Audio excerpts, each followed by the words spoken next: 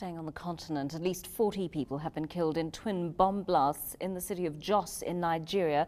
We understand the bombs exploded near a bus station at the Terminus Market. Now, let's take you live to our reporter Adauré Achumba with the latest developments. She's on the line to us from Lagos. Hi there, Adauré.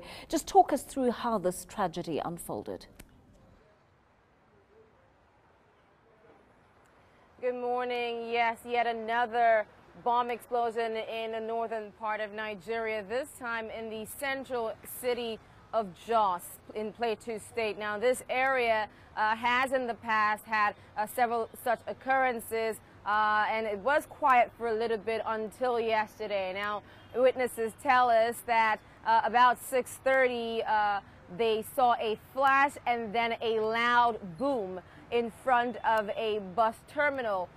And then another in front of an eatery, a fast food restaurant in that area.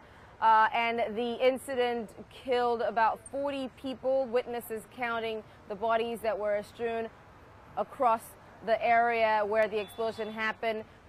We're told that even before officials were able to arrive, that some bodies had been ferried to different hospitals. Injured victims were also taken to the various hospitals within the area. Has anyone claimed responsibility for the blasts at this stage?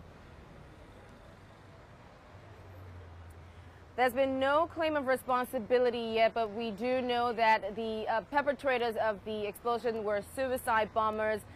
We haven't been given the identity, but it's suspected that they were female suicide bombers. While combing the vicinity, the people in the area were able to apprehend a 13-year-old girl who had a suicide belt around her. Now, in the past, on Wednesday, there was another incident, similar incident in Kano in the northwestern part. And several weeks back in November, another attack at a market that killed scores of people as well. The same MO, women suicide bombers.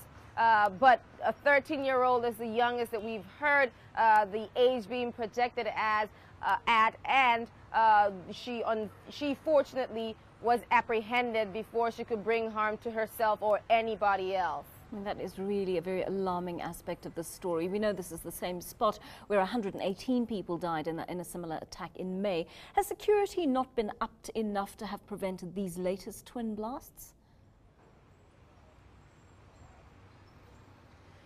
Well, security situation hasn't changed much over the last year. As you recall, the Nigerian president issued a state of emergency in the 3 states in that region that were hardest hit by Boko Haram insurgency. Now, Boko Haram is the Islamist sect that is being blamed for lots of atrocities across the country, killing thousands of people in their 5-year insurgency.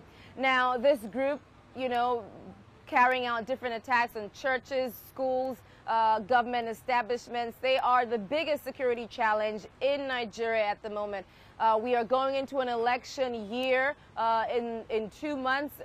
Come 2015, it will be election season. Yesterday, the two main parties, picked their candidates for the presidential election, the incumbent president Goodluck Jonathan and former General Muhammadu Buhari, who was also his rival in the 2011 election. So we're going to see another replay of that in 2015. Now, all of that put together, you can understand why everybody is angsty about the security situation in Nigeria, not just with the insurgency, but also people who would like to use the